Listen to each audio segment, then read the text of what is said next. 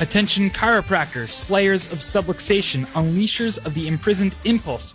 I am Dr. Anthony Pellegrino from ChiroEdge, and welcome to this week's episode of the Chiropractic Research Breakdown, where each week we break down the most relevant chiropractic science and philosophy to empower you with the ammo and certainty necessary to change your community from the inside out. From the journal, Chiropractic and Manual Therapies. Today, we will be diving deep in a study called Multijoint Pain in Older Australian Women is Associated with Poorer Psychosocial Health and Greater Medication Usage. So here we are looking at Australian women. We are attempting to see the more areas and joints they have pain within their body. What does their mental health look like? What does their self-perceived quality of life look like? How many medications do we look like? If we do have multi-joint sites, how many? And this is what we're studying. So they say that the aim of this study was to investigate associations between the number of joint pain sites and health-related quality of life, pain characteristics, and socio-demographic variables in a representative sample of community-dwelling older Australian women. Why did they choose older Australian women?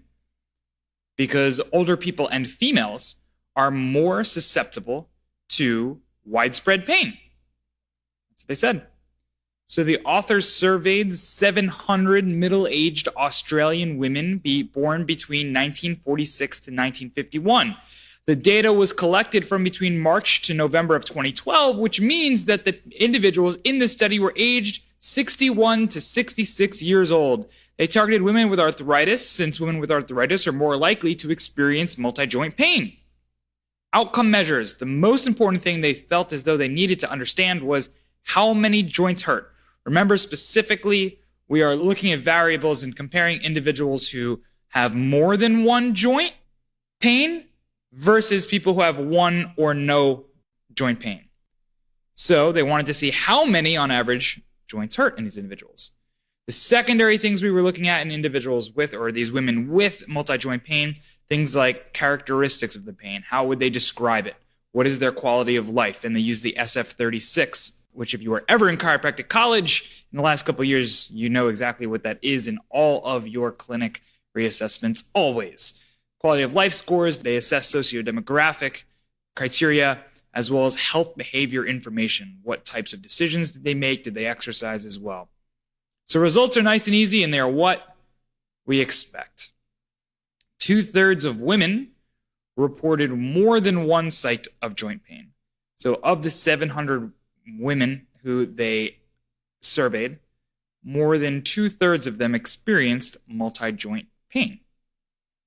Over 1/3 of these women had more than 5 painful joints in the past month. So it's just crazy.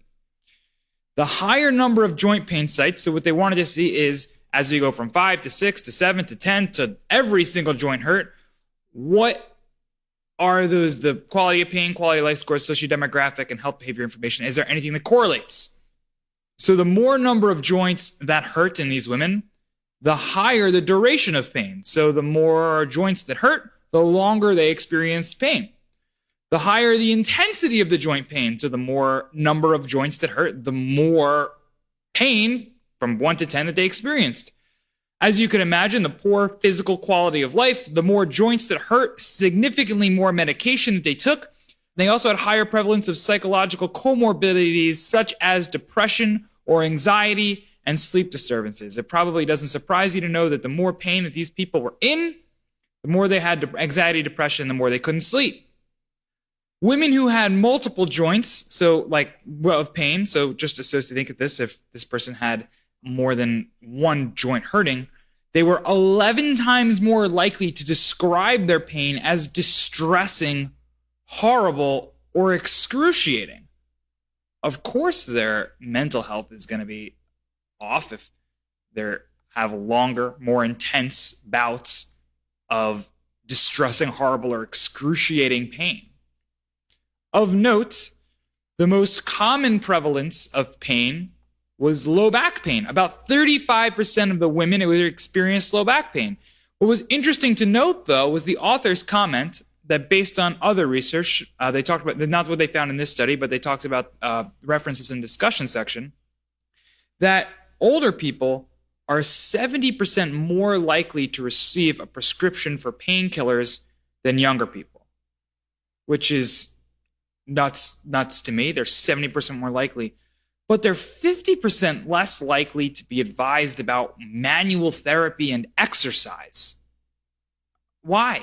That doesn't make any sense to me. So they're 70% more likely to be diagnosed with a prescription, but 50% less likely to be advised about manual therapy, chiropractic, massage, acupuncture, whatever else you want to call manual therapy, and exercise. That's nuts. I mean, how? Do we just give up on our older populations? Like, is that what we do in medical professions? Anyway, that's why research like this is important for us to utilize. I mean, and give out to our community, because I'm sure there are people in your practice whose parents are in significant amounts of pain. They don't understand why they have anxiety and depression. We know that we can help them, yet their doctor is just giving them opiates and not telling them that there's anything else that they can do.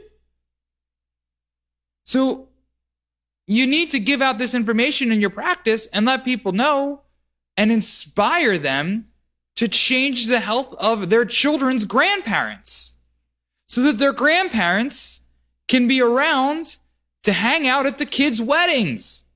They can dance. They can floss. Or whatever, or do the hype or whatever else.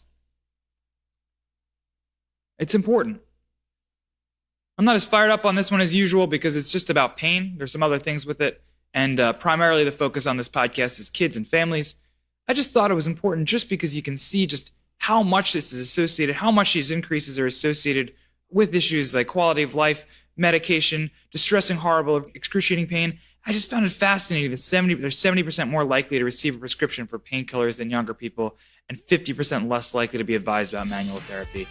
This is one of the research articles that we're going to be giving out in the practice this week, so you guys can jump on board and receive this in newsletter format to hand out to change the lives of your families and your practices. Grandparents, you guys can jump on board at ChiroEdgeMedia.com. We're going to have some more episodes out to you guys this week.